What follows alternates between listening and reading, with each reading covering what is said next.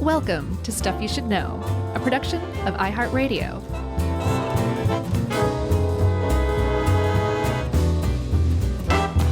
Hey, and welcome to the podcast. I'm Josh, and there's Chuck, and Jerry's here too. And I guess it's a new year because I just had the spirit of John Strickland pass through me when I welcomed everybody. Did you hear that? Enthusiastic hey? Yeah, a little bit of a, well, not a COA, I guess just sort of a updating this is our first recording of the new year. Mm-hmm.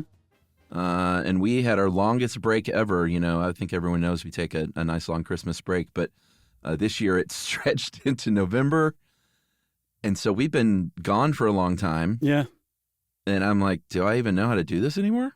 Yeah, same here. I keep making this sound whenever I move. Oh, no, don't do that. I can't help it. It's just, I'm that rusty. And also this topic, it's good, but it's, we'll try and keep it as streamlined and easy to understand as possible. There's a lot of moving pieces. Sure. And there's a lot of Norwegian names that I still don't know how to say the letter with like the null set. I think it's like a umlaut. Is it? Okay. I mean, I'm going to treat them as umlauts. I'm pretty sure it's the same thing as an umlaut. Okay. Okay. We're still going to screw up some of this, but don't worry about the names too much. You know, we should just name everyone, you know, Bill 1, Bill 2, Bill 3. Right, or Leaf Tea. But anyway, we're going to give it our best go. Welcome back, my friend. I'm glad to be back in the studio after this wonderful break. Same here, man. Same here. Welcome back yourself. So, yeah, we're talking today about one of the more unsung operations of World War II. Unsung, I guess, depending on where you live. If you live in Norway, it's sung all over the place. It's like a top 40 hit there. It's sung so much. Well, it is now. Yeah. Yeah. It took a little while, didn't it, weirdly? Yeah. But here in the U.S., we don't know about it as much because we were kind of tangential to it, if at all. It was more a joint operation between the Brits and the Norwegians, the Norwegian Resistance, we should say. And the whole thing is called Operation Gunnerside. And I have to say, I want to give a big thanks to one of our listeners, Matthew Mimalt Bouchard, who suggested this one, I think back in November. Oh, wow. And it went right to the top of the list. So here we are talking about it now in January. Yeah, I'm sure you got that email and you're like, unsung saboteur story, defeating the Nazis? Be still my heart. Yeah. So the whole thing kind of starts off, I think back in like 1939 when some German physicists figured out that you could split the atom through fission and release a bunch of energy. And very, very quickly after that, the physicists around the world were like, this is really great. We can come up with a whole new source of energy for it. This could also be an extremely dangerous weapon. And right after that, World War II started, and the Allies started working on the bomb, and they assumed that the Nazis were also working on a bomb. So that's kind of like the mentality that was going on when this story really starts. Yeah, I mean, it was sort of a race to see who could get there first. And I mean, I learned a lot researching this. I didn't know a lot about a lot of this stuff, even though we've done episodes about nuclear fission and the like. But there's more than one way to skin a cat, as it turns out. If you want to try and make a reaction big enough to cause a big boom. Mm-hmm. And one of the routes that was taken by, well, not the Americans, I guess the Germans were trying to take this route, was to use something called heavy water, a.k.a., how would you say that? Deuterium oxide? Mm-hmm. Okay. D2O, which is like H2O. It's like regular water. This heavy water is, except instead of a normal hydrogen atom there as an H2O, that is now replaced by a hydrogen isotope, deuterium, which makes it literally heavier. Yeah, and the reason why is because deuterium has a neutron where hydrogen doesn't. That's the only difference. I mean, it's still, you could cook with it, you could bathe in it, you probably wouldn't really notice any difference because it's 2 atomic units heavier. So it's not like you would like be crushed down to the shower floor if you had it running through your house or anything. Or water balloon fight. That kid's using heavy water. Exactly. Giving kids black eyes with that thing. Yeah. But the reason that it was useful or is useful still in nuclear reactions is because of that neutron that it has, right? So when you carry out a nuclear reaction that produces an explosion, you have an uncontrolled nuclear reaction. That's the one where it just goes kaboom and a huge amount of energy is released at once. Yeah, that's the whole point. Yes, for the bomb part. But to make the stuff that actually blows up, usually plutonium, you have to carry out controlled nuclear reactions. And to make it controlled, to kind of bring some order to the chaos and slow things down just enough that it will never explode, yet it will still produce energy that you can use to create plutonium. If you bash uranium with a bunch of neutrons, you add a moderator. And heavy water is a moderator because all those fast neutrons bouncing around will knock into the heavy water and it will transfer energy to the heavy water's neutrons, but it slows the process down. In the same way, you couldn't use regular water because regular water would be like, oh, thanks for the free neutron, chump, and turn into heavy water, I guess. So regular water wouldn't work. Heavy water would work. The problem is heavy water is really, really rare. Yeah, it's super rare, and it takes a long time to get just a little bit of it. I think it's like if you're just looking at a regular water source, there's one deuterium oxide molecule for about every 20 million regular ones. So it's not needle in a haystack territory, molecularly speaking, but it's not far off. The Germans went the route of heavy water as their moderator. The Americans looked around for a moderator. And they said, what about Josh Clark? He's a pretty level-headed guy. I just show up with my note cards and a blazer. Yeah. By the way, our first sidetrack of the year.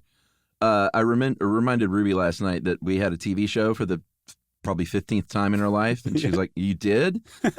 And we tried again and actually watched an entire episode. Which one? We watched the one with John Hodgman and also starring my neighbor, Catherine. Which was the final episode, how we wrote it, but not the final episode and how it aired. Right. We won't get into that. But I have to say, dude, you were like pretty good in a lot of that as an actor, and I was not. I disagree. You're always so hard on yourself. You were great, man. You were at least as good as I was, and that's to say you were middling. I think you're. It's very nice of you to say, but like I think I had a real like outside point of view last night. I was like, Josh was pretty good in a lot of this. And Emily said, he really was. Wow. And I said, I never felt that comfortable and like I was doing a good job. Like every once in a while I was okay, but I think you had real possibilities as an actor. Well, thank you. I appreciate that. It was probably from my year spent as an emo drama kid. It was pretty good. Thanks. And Ruby made it through the episode, and I was like, hey, that's our neighbor, and that's John. John. So that, I think, helped hold our interest a little bit more. Yeah, that was like the space one, right? Yeah. That was a good one. It was pretty good. So long way of saying you were not available as moderator because you weren't born yet. So the U.S. ended up pursuing graphite as a moderator. Either one can be used. We went graphite. The Germans... I guess we'll get to the reason they went with hard water toward the end, right? Yes. And tag that in the end? Yeah, I think so. All right. So anyway, hard water is what they're after. And as it turns out, there was a chemist in Norway named Leif Tronstad. Leif T. Yeah, exactly. Who understood how to find these molecules in the best way possible because he was doing it for a different reason there, right? Yeah. So Tronstad was one of these early people who was like, hey, this is weird and different and new, and we can figure out how to get at least very small amounts of it. And there's got to be some cool uses for this, like scientific, non-weapony uses. And one of the ones that he thought of very early on was use it as a tracer, which I guess you give somebody a glass of heavy water and then, look at their kidneys and see if there's heavy water coming out of them and be like, well, there's your leak. Right. That's what I think. Yeah, exactly. So that's why he was pursuing it. And he was doing that for a company called Vemork Norsk, not Norst or Norse, Norsk with a K, hydro plant. And that was in the county of course, Telemark. Right. In the country of? I guess Norway, right? Sure. Yeah. You got a word like Norsk in front of you, you're talking Norway. Yeah. So he's at work producing a few milliliters of that, like every day or so? Yeah. From like liters and liters and gallons of water, they would just get the tiniest amounts, because I still don't quite understand how they were doing it, but essentially they were separating out this 1 in 20 million molecule of heavy water from regular mountain water. That Norse black magic. Yeah. And so like the whole plant was originally a hydroelectric power plant, and then they converted to using electrolysis to I think create ammonia, which is very handy in fertilizers and explosives. And then it was Tronstad who was like, we need to set up basically a separate heavy water operation. So by the time World War II broke out, the plant at Vermork, I'm pretty sure I said that right, Vermork and Vermindi. Mork and Mindy? Vermork and Vermindi. I got it. Okay. It just took a second. I was like, well, I'm going to laugh at it. No, I was making sure I didn't screw something else up. Sorry. Okay. That's a quality joke. Thank you. By that time, that plant was the world leader in heavy water production. That's right. All right. So park that to the side. They're producing heavy water at a rate no one had ever seen, like a cupful a day. And World War II begins in 1939. And like I said, the Germans were like, hey, we should try and get on this heavy water train. And they didn't, that's not why they invaded Norway. They invaded Norway because they were Nazis. Sure. Norway was neutral, had declared themselves neutral, but in April of 1940, they invaded anyway and were defeated pretty quickly. It took a couple of months, even though they had help from the Allies. Mm-hmm. They were no match for the German army. Mm-hmm.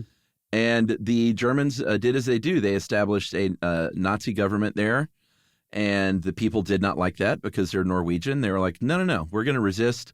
They went on strike here and there. They didn't cooperate in other ways to kind of just, get in the way of progress, of Nazi progress. And so the Nazi says, all right, martial law has been declared.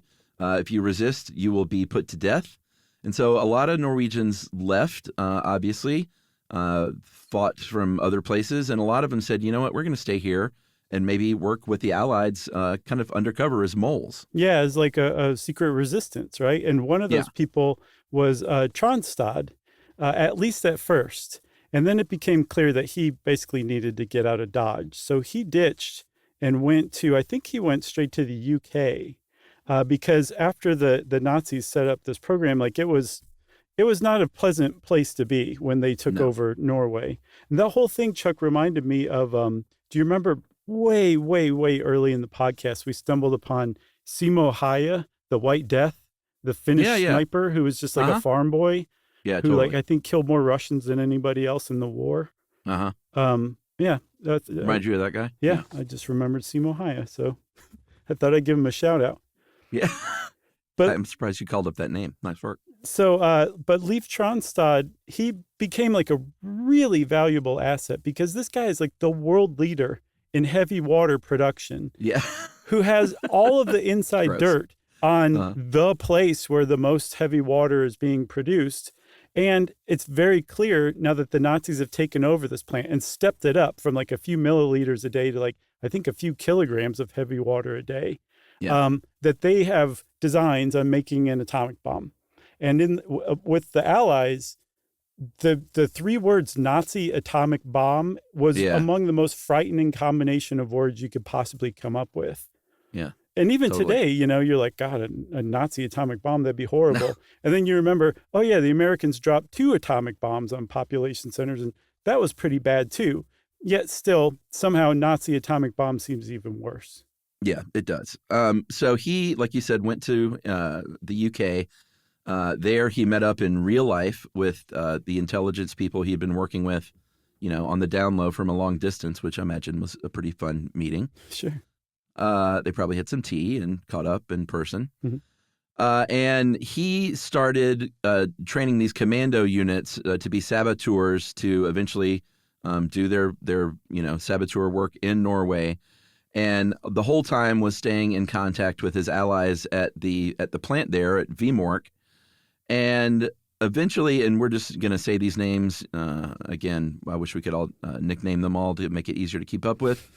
But one of the guys there that he kept in touch with who will play a part in this story is named Einar Skinnerland. That's pretty easy. Yeah. Swallow Blue was his code name, and that feels like a pretty good place for a break. I think it is, yes. All right, so we do remember how to do this, and we'll be right back right after this. Want to learn about a pterosaur and call it pterodactyl? How to take a perfect poop and all about fractals? Genghis Khan, Attila the Hun, the Lizzie Borden murders and the cannibal runs. Don't explain everything to your brain explodes. It's Chuck and Josh. This stuff you should know. Word up, Jerry.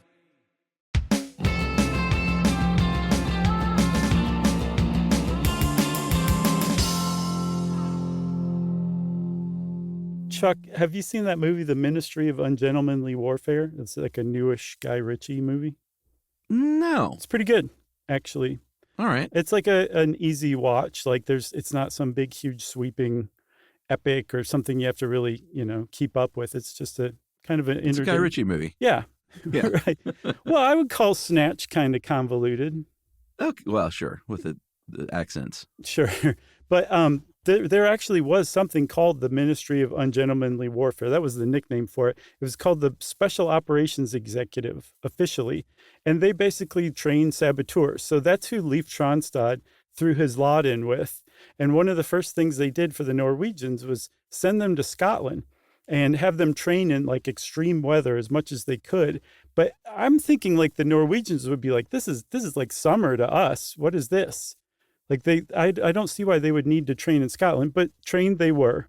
Yeah. And the reason why they were trained for extreme weather and extreme conditions is because of the location of the Vemork power plant, or I guess heavy water plant. It was in a really forbidding place that you would not want to go to without like a car. Yeah, it was tough. I would say you'd need one of those cool old army Jeeps if you wanted to get there back then. Mm-hmm. It was surrounded by a plateau, a mountain plateau called, here we go, Hardangervidda. Perfect. That's got to mean danger or something. I think it actually means like wide mountain plateau. Danger. I looked it up because I thought so too. I was like, that's got to be like the name of a god that's going to kill you or something. Yeah, no, Hardanger. it means I'm not like sure what that is. It means high mountain plateau. I think Vida might be a plateau. Really? Maybe Hardanger. I don't know. So I don't wait, remember. so the what was the guy's name? Ricky. I can't remember, but he was saying like living the plateau loco. Oh God, Ricky Martin. Ricky Martin, yeah. Ricky Martin. Yeah. From Menudo. That's right. Shout out to Menudo. Who knew that was coming? I did not. I know they were going to make an appearance. All right, so it was surrounded by that mountain plateau.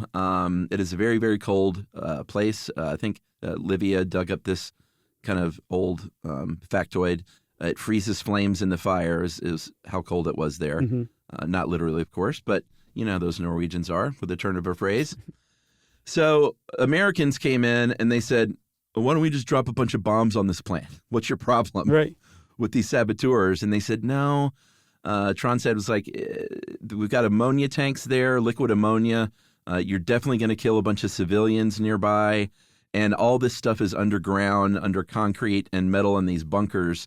And it probably wouldn't destroy everything you wanted to destroy anyway.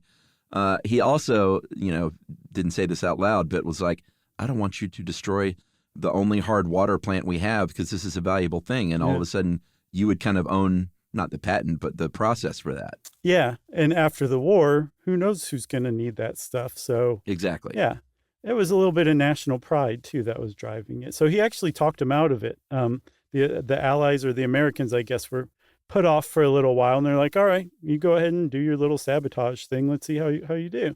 So that whole group of Norwegian resistance fighters was called Company Ling, and Company Ling kind of made it over as the group of trained saboteurs from the Special Operations Executive. So Company Ling, they launched an Operation Grouse. Great operation name.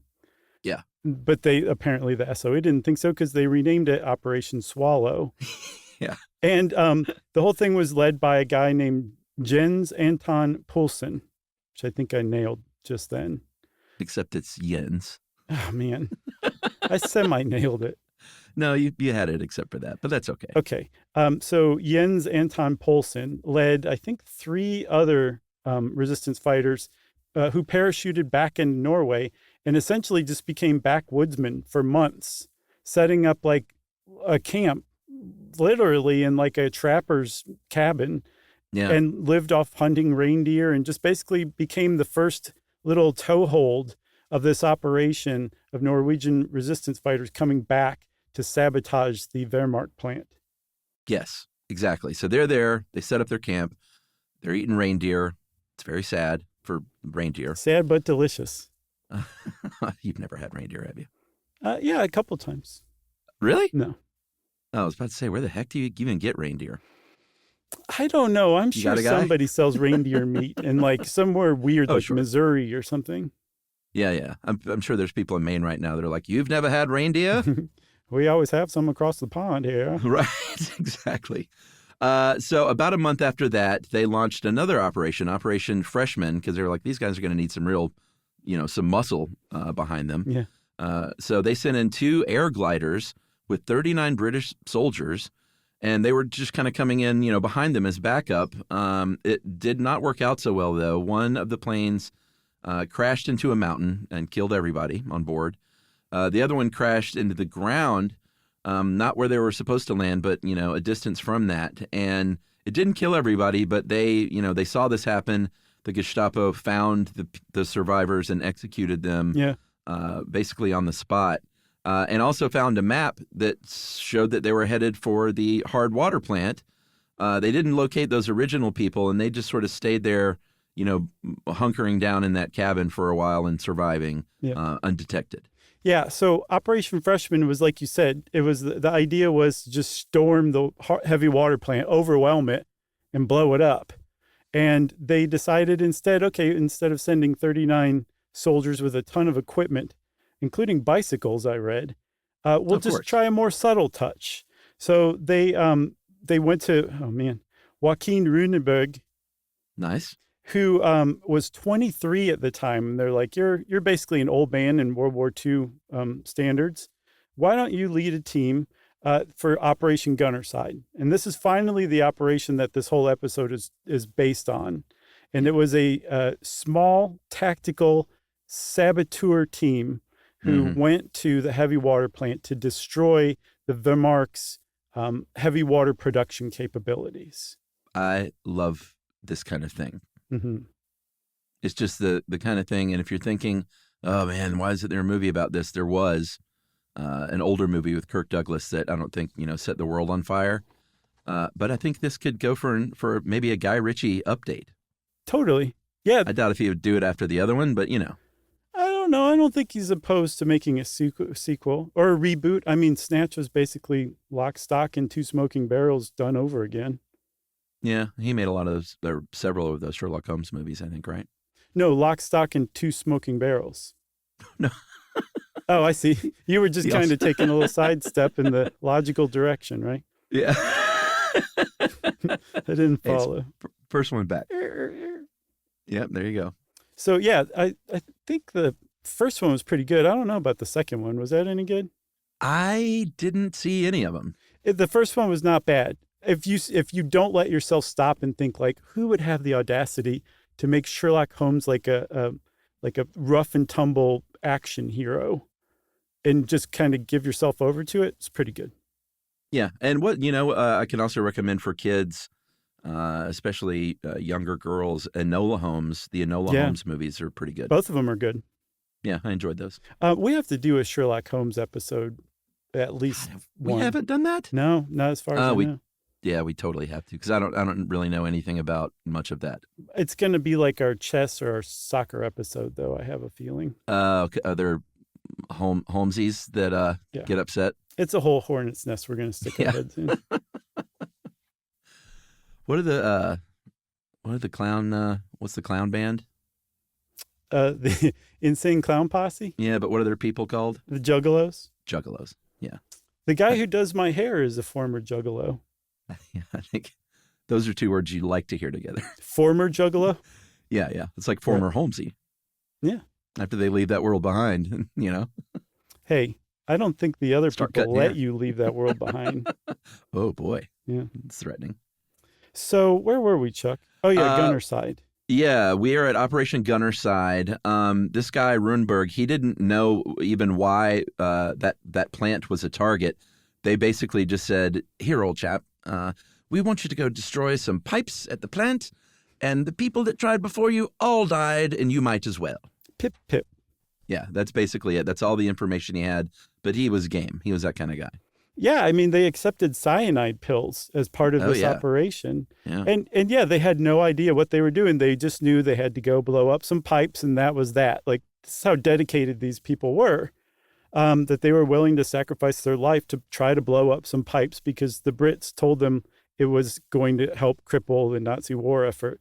So I think there was 5 of them that parachuted in, just like the Operation Swallow people had before.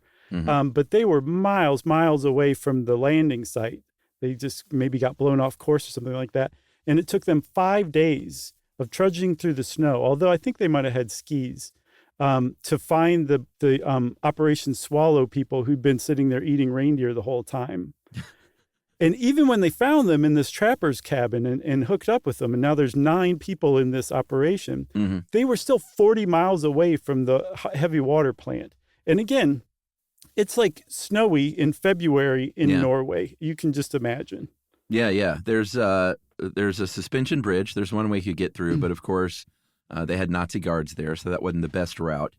The other options were like a literal minefield, or I guess mine forest, that they could have crossed through at great peril, or they could hike all the way down into the gorge, which had like a half-frozen river running through it, and then go to the plant that way and then hike back up. And so they said, they took a vote, I guess, and they said, minefield, no good. Nazis on the bridge, no good.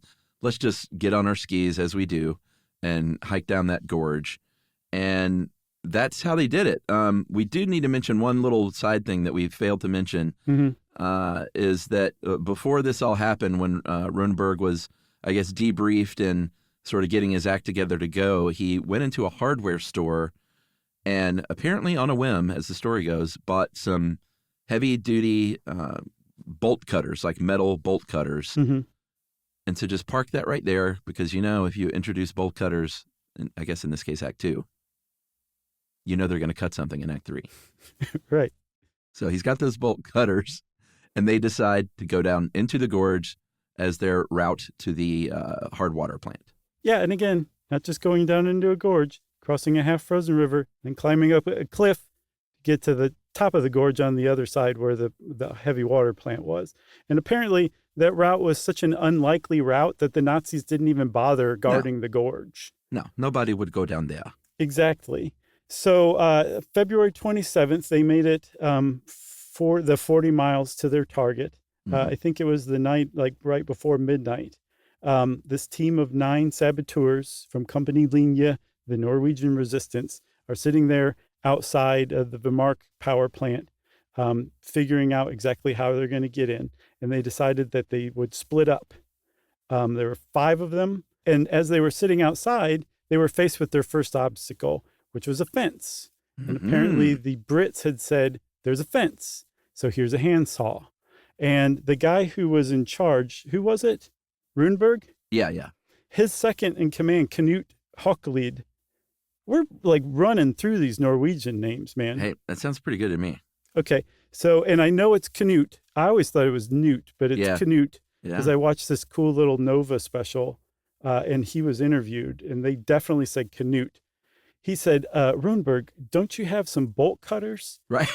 And Runberg gave him the bolt cutters, and instead of this loud, tedious, laborious hacksaw that they would have tried to use and probably gotten caught using, they just snipped right through the fence in a few minutes, thanks to Runberg's foresight back in Cambridge. That's right. Snip, snip. So that paid off pretty quickly. Much more quickly that was than still I Act thought 2. Well, I think I got the saying wrong. If you introduce bolt cutters in Act 2, they're going to snip something in Act 2. Yeah. They're on the property now. 5 of the 9 provide cover. The other 2, and they had Tommy guns. They had chloroform. They were set for an attack if need be.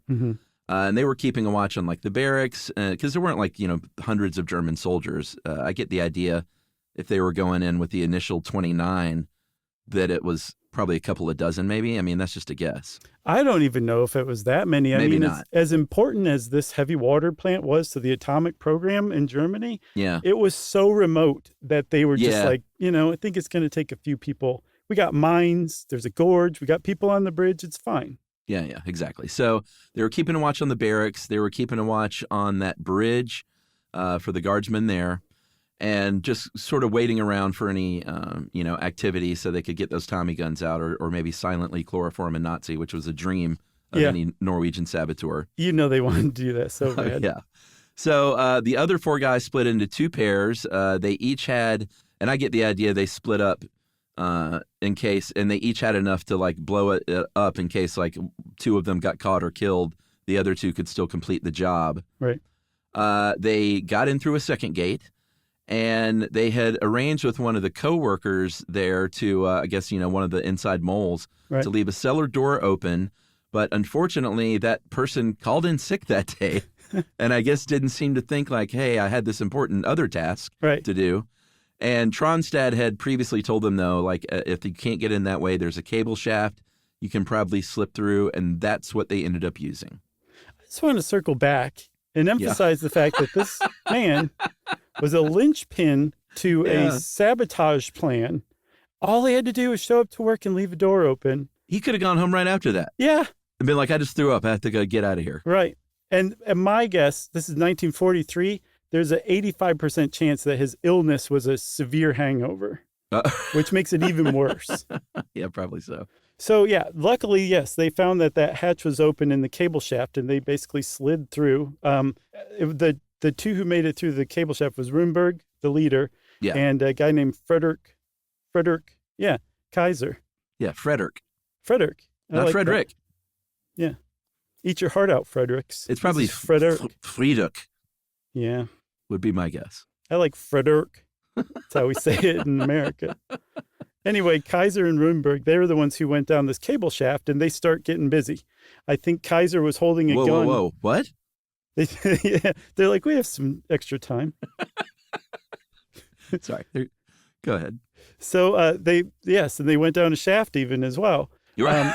And so almost immediately they found a watchman. I take him to be a Norwegian watchman, maybe. And they were like, you're now our hostage. Sit there and be quiet. And he's like, no problem. You guys do whatever you want. And despite his complicity, Kaiser was like, this is my one chance. And so he chloroformed the watchman anyway. And so as he's doing this, Runeberg went and planted the explosives on the pipes just as he was told to do. And right about then, all of a sudden, out of nowhere, there's a explosion of glass as a window shatters. And Runeberg and Kaiser and the chloroformed guard all turn and look.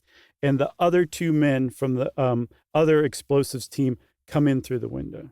That's right. They're like, it's just us guys. We're all here together so we can get this thing bombed up quicker. Mm-hmm. They set up those explosives, the 4 of them, I guess, at this point. And the fuses at the time were 2-minute fuses. That would have given enough time to get the heck out of there. Runeberg said, no, I really want to make sure we hear this thing go off. So we're going to go down to 30 seconds. I imagine everyone said, well, how about a minute? He said, no, 30 seconds is plenty.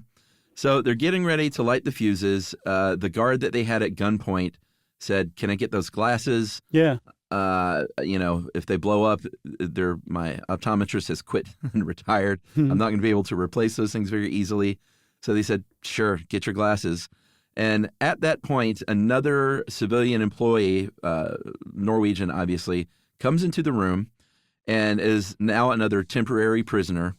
Runeberg lights those fuses, counts to 10, which means they only have 20 seconds, and then says, run to the 2 civilians. They get the heck out of there as well.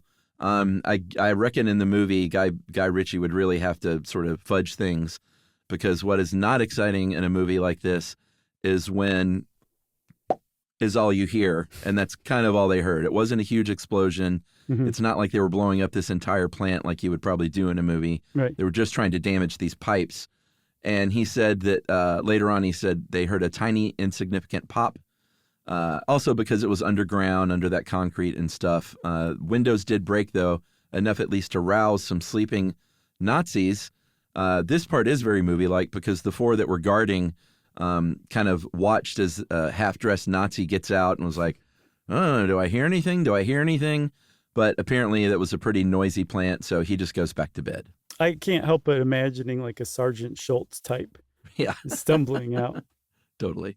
So, yeah, it wasn't a big deal. And as a matter of fact, I mean, it turned out to be a big deal, but like, it didn't cause like that huge explosion where guards start coming out of nowhere and, you know, there's alarms going off and searchlights coming on. It wasn't anything like that. And in fact, all 9 people who were the saboteurs in this operation got away. They escaped scot-free. And in retrospect, not a single bullet was fired and not a single person died in this highly successful, amazingly daring sabotage operation. That's right. But that is not the end of the story. So maybe we should take our second break. Yes. And we'll come back and finish up right after this. Want to learn about a pterosaur and call it pterodactyl? How to take a perfect poop and all about fractals. Genghis Khan, Attila the Hun, the Lizzie Borden murders and the cannibal runs. Don't explain everything to your brain explodes. It's Chuck and Josh. This stuff you should know. Word up, Jerry.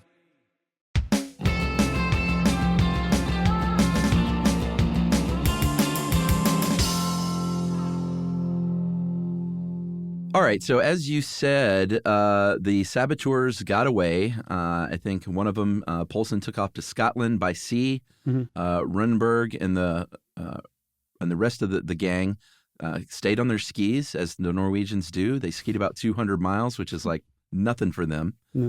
They skied to Sweden, in fact, with Nazis chasing them. They had planes above trying to locate them. Like, that part would be a pretty good part of the movie, I guess. But they got away, and there was a German, head of the German Special Forces in Norway, who called it the most splendid coup. However, it only took a few months before the Nazis were able to restart production at the plant. I think this happened in February. So in May of that same year, they had ramped back up to full capacity, which seems like a big disappointment.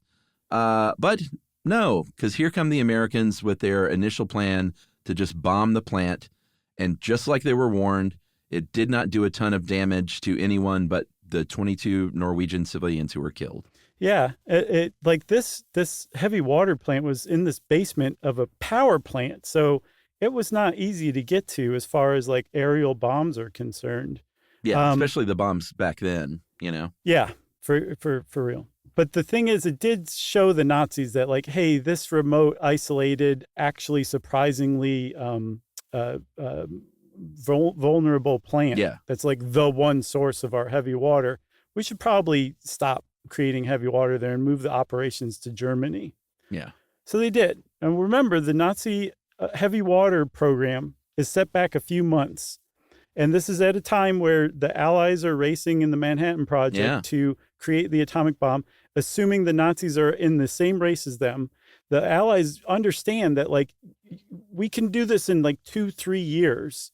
So to set back a Nazi atomic program 3 months is an enormous setback in a 2 or 3 year race to become the first to come up with an atomic bomb. So from that standpoint, even at the time, they were like, that was a very successful operation, even though, like you said, the Nazis got back up to full capacity in just a couple of months.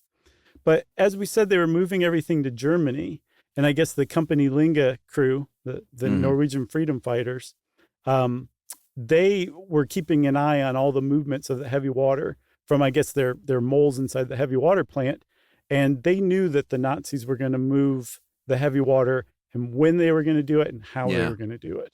That's right. So they come up with another plan to further thwart their efforts. And they determined the best way to do this was to sabotage the ferry that's going to be ferrying everything over to Germany. So they knew it would cost some civilian lives, but they figured that was their best chance to get it before it even had a chance to get, set up again. And old Canute is back on the scene. He was the second in command there at Gunnerside, if you remember. And he was leading the team this time. He had been promoted, I guess. And in February 1944, they set off explosions on the bow of that ship. It was a ferry called the Hydro. And 14 Norwegians, sadly, were killed, along with 4 Germans. And this, again, was a big success. They, for a long time, they weren't even positive that there was heavy, or they couldn't prove at least that there was heavy water on board. Right. And there was a German heavy water expert after the war that said, no, those were dummies, dummy. And I guess to try and undermine the idea that it was a success. But PBS Nova to the rescue in 2003, they organized a salvage of one of those barrels from that sunken ferry, and they proved that it contained heavy water. So it was a great success after all. That was the Nova mini documentary I watched. It was really good. Yeah. But one of the things that they cover in that, the reason why the Allies were like, maybe those were dummies, is that there were reports of survivors of that ferry sinking that barrels had been floating. Like some people were trying to like climb onto the barrels to survive. They're like, heavy water's not supposed to float in regular water. And so they were like, it's possible that this was a decoy, because also intelligence showed that some heavy water did arrive in Germany. Well, it turns out, thanks to this Nova special, I'm about to spoil it, that those barrels that floated were the most pure form of heavy water that they had at Wehrmacht. The barrels weren't full, and so the air inside the barrels was making them float. Wow. Yes. So Look it at was heavy water that they sabotaged. They did put a dent in the amount of heavy water. I think there was a 15-ton shipment, and the Germans were only able to collect, I think, the 4 that were floating. So it was a big deal too. But again, 18 people lost their lives for it, 14 of them innocent Norwegians. Yeah.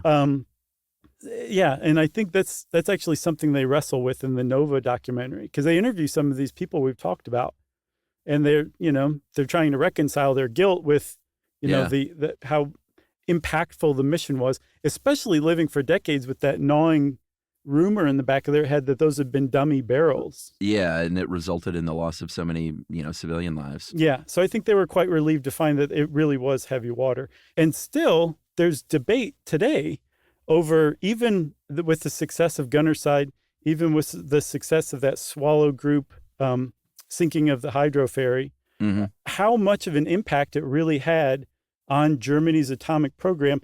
And in fact, how much of a program Germany had during World War II to build an atomic bomb. Yeah, for sure. The official historian of the SOE, M.R.D. Foote, great name, said that it changed the course of the war. The fact that they were denied that regular steady supply of heavy water really put a dent in their operation.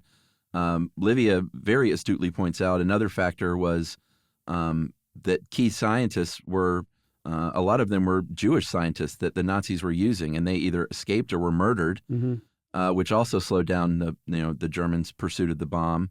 But also, I think you found out too that was it the Germans regretted pursuing heavy water? Was that what it was? Instead of graphite? So they took a wrong turn right out of the gate with what they chose as a moderator. I think, did you say earlier that the United States chose graphite, right?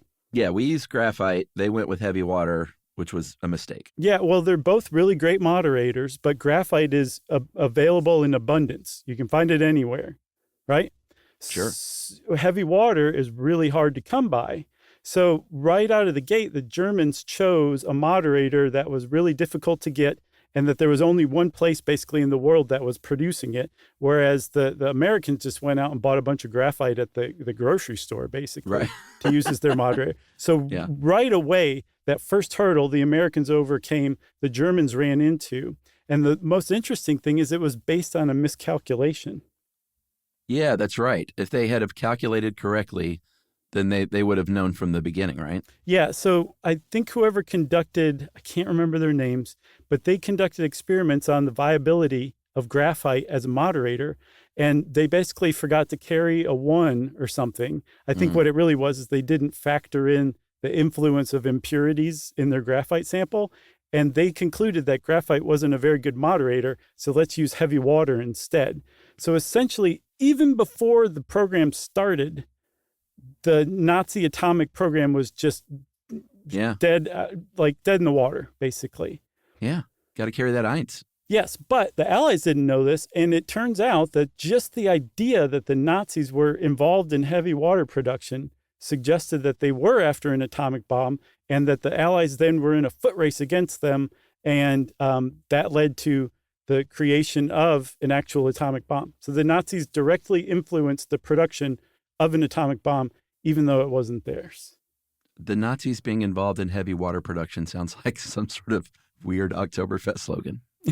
Right? It'd be like, what does this mean? And they'd be like, just drink this huge gallon of beer and shut up. I mentioned that film, 1965's The Heroes of Telemark, with Kirk Douglas as sort of a mashed up fictional character based on both Ronneberg and Tronstadt. That, like I said, wasn't like the biggest film ever, but it was an American film. So we did know about this operation more than they did in Norway until like 2015. State broadcaster NRK ran a miniseries called The Heavy Water War in 2015. And that's when a lot of Norwegians kind of first learned of this operation. And if we're talking Tronstadt, if we want to button up his story, you feel bad for this guy because he didn't get to parachute in and actually have feet on the ground for this kind of thing. He finally got to do that kind of thing in October of 1944. He got under that parachute for Operation Sunshine, which was, protecting Norway's some of their industrial assets and infrastructure from German saboteurs as the Nazis were on their way out. So he got his hands dirty, which he'd always wanted to do. But very sadly, the following May, I believe, in 1945, he was shot dead by the brother of a Norwegian collaborator who he was questioning. So he tragically died as well. Yeah, which is sad. At least he did get to oversee and fly in on Operation Sunshine. I wonder if he got to use any chloroform. Maybe. So, Chuck, I think that's it for the Norwegian Sabotage Operation Gunnerside. We haven't figured out what we're going to name this episode. I like Livia's title. Oh, man, it's one of the better ones. You want to go ahead and tell everyone? Yes. She titled this article, Like Water for Nazis. Pretty great sense stuff. of humor. Yep. Really good. Well, thanks to Livia for that, and thanks to you for listening. And how about we set up a listener mail so I can thank that person, too. That's right. This is from Justin Meeks about Tavern on the Green. Hey, guys. And this shows you how long we've been off because I've been holding on to this one. My grandma had a wonderful related story to Tavern on the Green. She was from rural Montana and traveled to New York in the late 90s with a group of old ladies over Thanksgiving. One of her traveling group actually had sold David Letterman his Montana ranch, so they went to a taping of his show, and he invited them backstage. He found out they were going to be in town for Thanksgiving and invited them to have Thanksgiving dinner with him at Tavern on the Green. What? Wow. What a guy. Grandma said that was one of the first Thanksgivings she could remember that she didn't eat turkey dinner because at Tavern on the Green they had to order the steak and lobster, especially because Letterman was paying for it. Grandma never missed an episode of Letterman even before this, certainly never did afterwards. Letterman is seriously a great dude and loved that Grandma got to meet one of her heroes like this. Thanks for the many years of the podcast. Keep up the great work. Come back and see us in Denver. That is from Justin Meeks. And Justin, we're going to head back to Denver at some point. But we should probably tell people, since we're getting emails, that we are not doing live shows in 2025. Yeah, including Sketchfest. We've gotten a lot of emails from people who's like, the Sketchfest schedule's wrong because it doesn't have Stuff You Should Know on there, right?